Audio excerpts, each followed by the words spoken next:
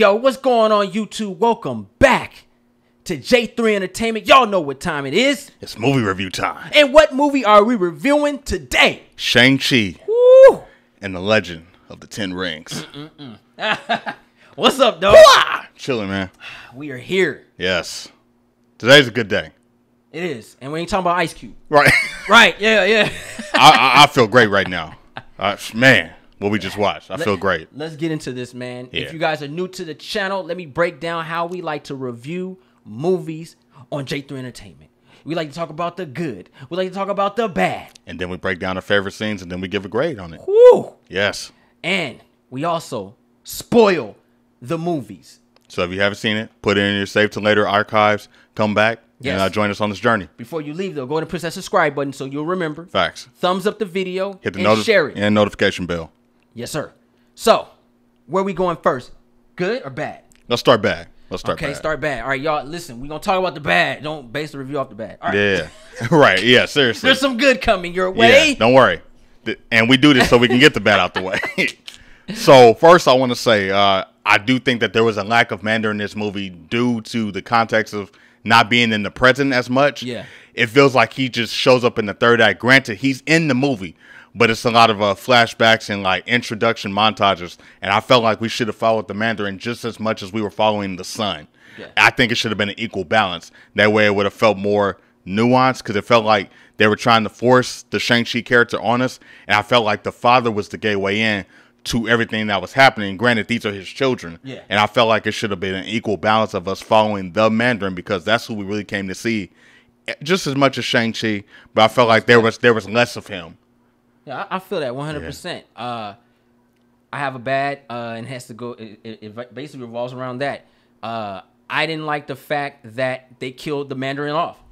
I'm going to go straight to it. Bam! Killed him off. I said, another MCU villain that was really good. Yeah, and we just got introduced. And he's gone. Yeah. You'll never see him coming.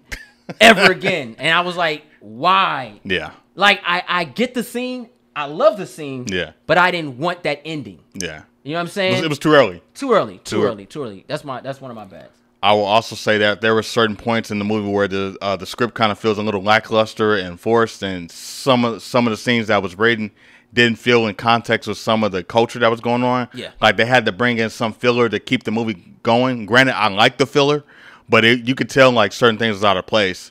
And then I kind of looked up one of the writers that was kind of on this, Dave Callahan, and he does a lot of movies where he kind of does fillers, and he's more character exposition. Yeah. But he's not more in-depth story, and I think that goes to the other co-writer and the director. I think he was more culture bound, Daniel Cretton. Yeah. He was more the culture bound. The other guy was more the character stuff, and I felt he lacked in expanding the character, development and things like that. The lore was there, but sometimes the character moments were hit and miss because we didn't get the information that was needed in certain scenes. Gotcha. They tried to bring in comedy because they didn't know what to do in certain scenes. Got you. Yeah. I think we're kind of on par with the things we didn't like. Another thing I didn't like was the fact that this movie started off with a bang. And I felt like we were driving the vehicle and we hit straight 0 to 60 and we just kept going, accelerating. And it was at one point in this movie where it felt like we took the foot off the gas and we just rolled it out until we just ran out of speed. And what drove that was actually Shang-Chi's character. I felt like we got the introduction, the bus scene, fighting, whooping ass, doing his thing. And he was there, but he was never really there. Like, he was missing something. And the movie does revolve around him and the Mandarin. And when we came to him, he just, like, not saying he was a bad actor, it's just the warrior in him just wasn't there for me. And I felt like that's what slowed the movie down for me. I was expecting more from him. From what I learned, he is based off of a human being, Bruce Lee. Right. And there's things about Bruce that he embodied. Yeah. But then the other half wasn't there. And that was the cockiness, the confidence in yourself. He didn't have the confidence, which I felt this movie really needed from that to get us amped and hyped for him, to keep seeing him. Yeah. Like, yo, he's here. Yeah. Whoa, I want this. I didn't get that out of this character because he was always holding himself back. And yeah, like I would like there was parts where, you know, we seen him the pants. You know what I mean? Know, like yeah. I wanted him to really, like, I understand the hand, but I wanted him to kind of be like, put some swag on it. Put on a show. Put a show on. Like, you know what I'm saying? Walk like, in, like into the club. Sometimes you gotta be cliche when you're dealing with martial arts. You do. You can't be too raw or too, you know what I mean? Like, it's like when we watch the Wu-Tang Collection, you know, the old wise man, the beard, all that stuff like that. That's the way of being cocky. That was missing too. What are you gonna bring to the table? You can't beat me. Smoking a big old cigar. Yeah. You know what I mean? Like, it's certain things, and he didn't have those elements to bring to the table like his dad did. When his dad came in, the suit, boom, like he had nothing to stand out to say he is here, and that's a bad for me. I wanted that, bro. I wanted to be like, you know what I mean? Like, do y'all know who I am? Right. You know, sometimes you gotta be kind of funny with it. Like, yo, I'm the YouTube guy. You know what I'm saying? Like, give me something so people be like, let's get out of here. Right. He's a real one. No, that makes sense though, because he was still amateur, and the criminals and people that he went up against knew that. Yeah. Versus the Mandarin who showed up, people were afraid. Like, this man's a businessman, he has money, but he's also skilled and feared. Like, he hires people that can look out for him, and people that can protect him, and people that can put his business out there. You know what I'm saying? So he had people around him who knew how to get things done. Right. So everybody in the family had a purpose. Shang-Chi was a lost cause in the beginning because he did not know his place, and it showed in the persona. I hope they give him more, not a 360, but just build that confidence in the character. Because I want to speak about the acting when we talk about our pros, but just give him a little bit more confidence, because I felt that's what the movie was missing. Like, everybody, the confidence level, it was a lot of quiet. Everyone was telling them, sister can whoop ass, but she wasn't confident. Yeah, you know what I mean? Everyone's telling the son, you know, you can do it, and you can do it, and he's still questioning. Because his dad even said, I told you, I gave y'all wasn't gonna be able to beat him. Yeah, like, we know, but he set it up so that they could see it happen, so the son could see his own potential. Yeah, and which was great. And he never fed off that. Right. Now, you don't have to be an asshole, but sometimes you got to be Kobe or Michael Jordan. Even though he was wearing Jordans that they took the Nike sign off, he had the ones on that lets you know he was a real one. Miles Morales. Yeah, it happened. All right. You got any more bad? I will say that some of the fights felt more like training and not enough exhibition, if that makes sense. Yeah, definitely. Because that's that energy, that boost. The whole movie up until the third act is pretty much a test, not only for the audience but for him. Yeah, and for us to understand where he is. And by the end, he's at that level 1 stage. He's like, all right, I got it. I'm here. I'm at the special zone. I got the powers. I got the mythos. I know where I'm at. Yeah. I understand what I'm fighting for now. He's got the answers. He unlocked his chi. And so in the beginning, it was like beta testing. Yeah. Which was cool, but that was the entire movie. Mm-hmm. You know, so at some point you got to be like, all right, I'm the Shang-Chi. This is my dad. I guess this is what he wanted me to do. Let me go find out what else it is. That quest should have happened as soon as he left when he was 14. Bet. He was holding back. All right, let's get into the good. Sure. What you got that's good, bro? I will say, I like this cast overall. Yes. Very, very different direction for MCU. Very culture bound, front and center Asian representation personally. And I'm going to sound a little bit biased when I talk about this because I've waited for something like this in an MCU movie since Phase 1. Sucker for martial arts movies. We got anime live action in this. We got fighting game kind of action in this. Every character had their purpose, whether it was a mentor, loving, you know, even a little fuzzy trainer, everybody had a purpose. You know, father figure, motherhood, sisterhood, family dynamic. You got crime in there. You got fantasy in here. You got fantasy, martial art, everything, like video game. And it was like a jam-packed greatest hits album of everything I wanted to see. Yeah. And the detail on the fight choreography, very Hong Kong influence, very detailed, very shot, very signature moves that goes with Shang-Chi's personality. Yeah. Because he was cocky a little bit. And I think the only time we saw it was on that bus fight scene. Yeah.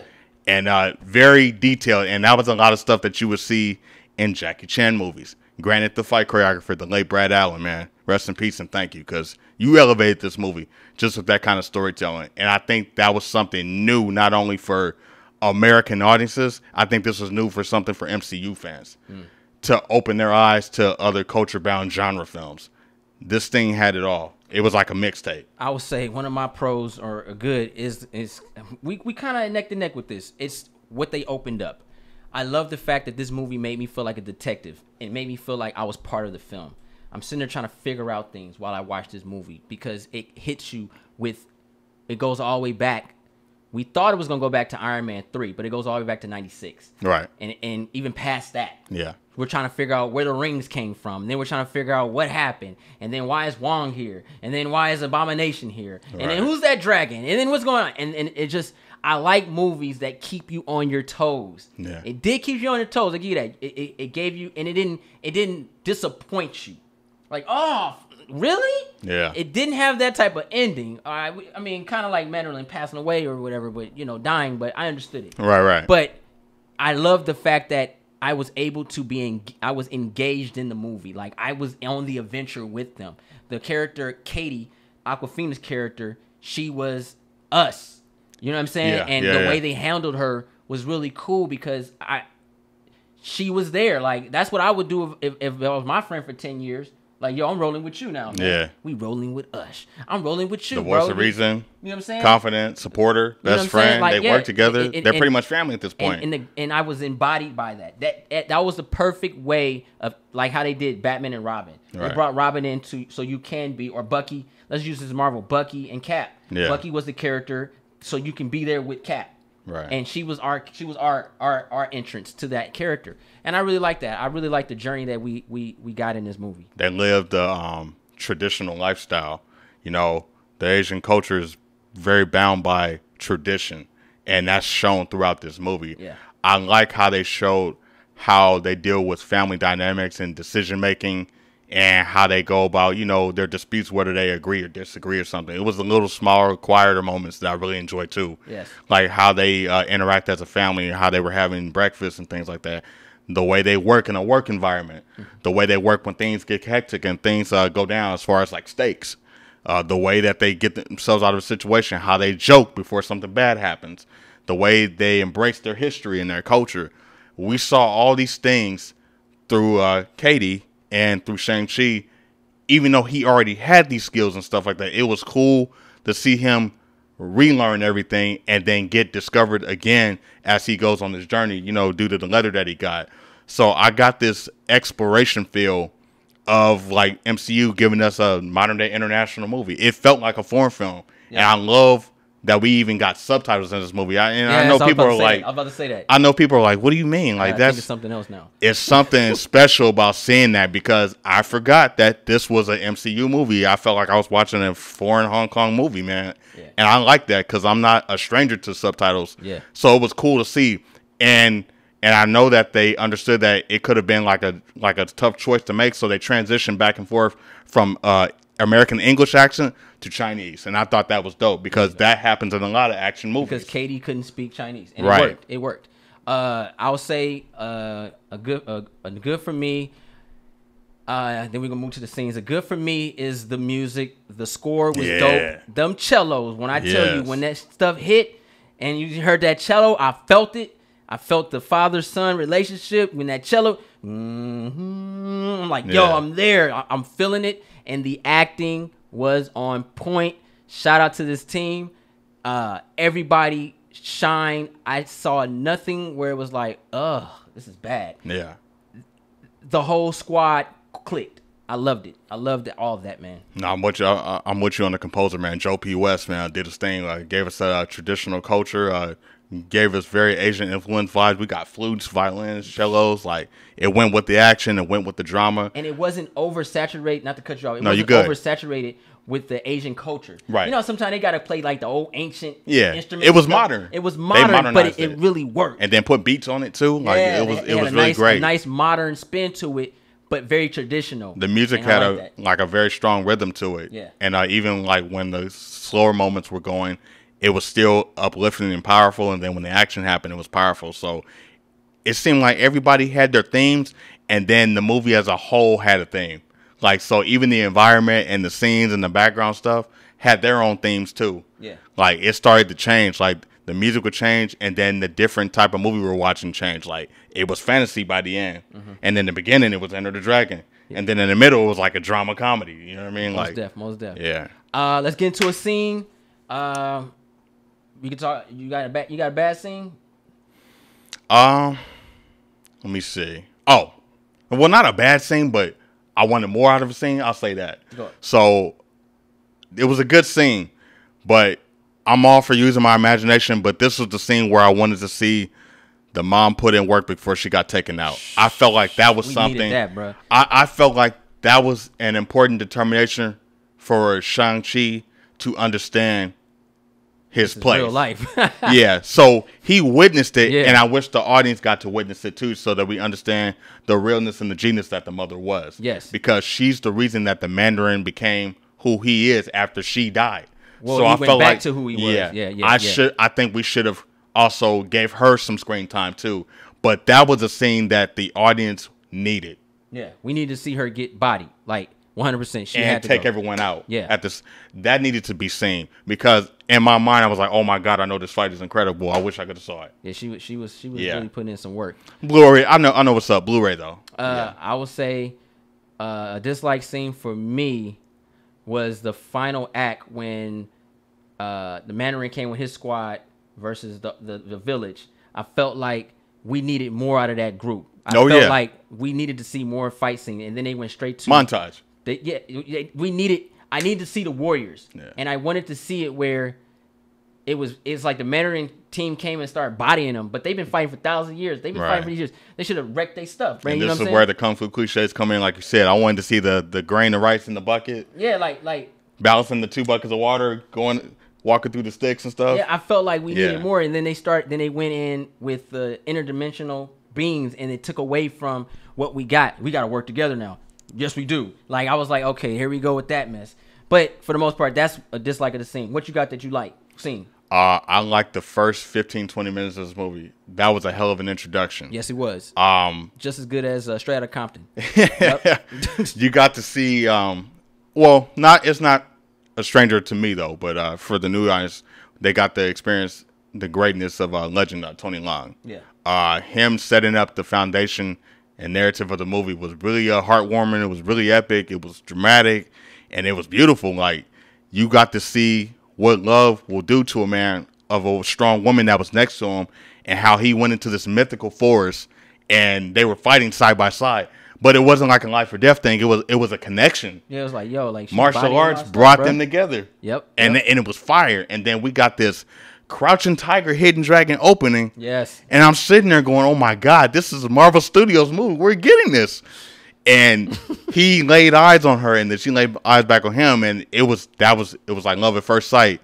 But it was the fighting and the location, the environment, the scenery, and the energy that brought them together. And I thought that was dope, because it shows who he was as a person. You know, he loved to always be ready. He never was getting ready. He always stayed ready.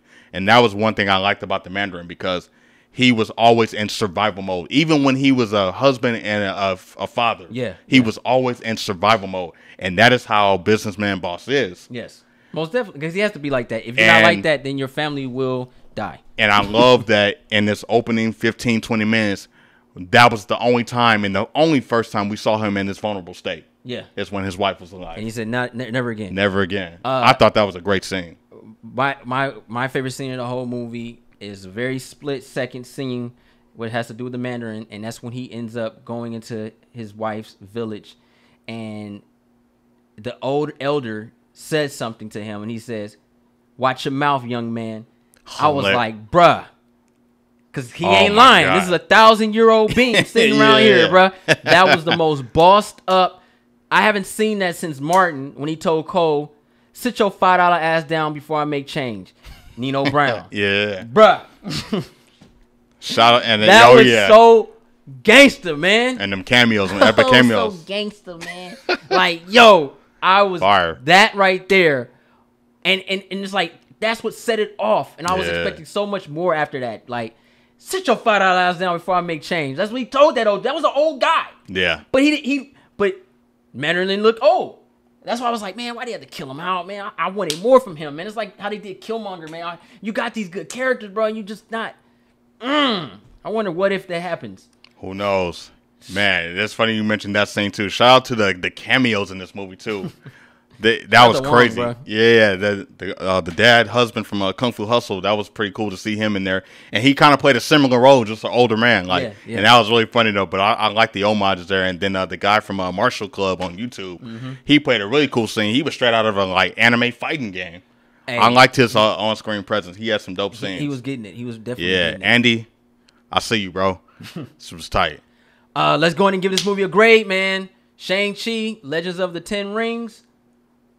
I'll go first. Handle. I thought the movie was great. Had a good time watching it. Felt like they took the gas off the pedal, and I just cruised to the ending. I thought the end credits was cool. I liked seeing Wong. I love the whole mystery aspect of it, being a detective watching this movie. But I did not. I was mad that they killed the Mandarin at the end. I'm not gonna let that really dictate the movie because I understood. I love the sacrifices the father did for his family, and knowing when he was wrong and he honestly wanted to be with his wife. That's why he died. I felt like the monster should have kind of gave everybody back their souls, but that's just me. So they could join the tournament later on down the line. That's just me and my creativity. But for the most part, I had a lot of fun with this movie. Can't wait to go back and watch it again. I'm going to give Shang-Chi, Legend of the Ten Rings, a B+. All right. For me, I had a blast watching this movie, too. I was engaged, opening act from beginning to end. I got a fantasy, martial arts, adventure, foreign film in the MCU. Never thought I would see that. So this is a dream come true for me. We got to see excellent fight choreography. We haven't had action like this great since Winter Soldier. I think this was on par with the Jackie Chan and Jet Li films. This feels like a combination of old school Golden Harvest film and old school Shaw Brothers film just modernized. Yes. So if you're a product of those era, you'll love this. And we got a fusion of Enter the Dragon, Never Ending Story, and Warriors of Virtue all in one. Yeah. Shang-Chi, Legend of the Ten Rings, B+ for me, man. I'm watching this again. This is a most definitely check this film out. And don't just check it out to see what's the next step with the MCU. Don't do that. Just check it out. It's a real good movie. If representation done properly, man. Yeah. He ain't lying. Well, that's the review. If you're new to the channel, go ahead and push that subscribe button. Thumbs up this video. Don't forget to share Instagram, Facebook, Twitter, and also follow us on Instagram and Twitter. All the above. I'm J3. I'm Ronin Shogun. Ninja Assassin. Chi. 100,000 subscribers. Let's get it. We coming. We out.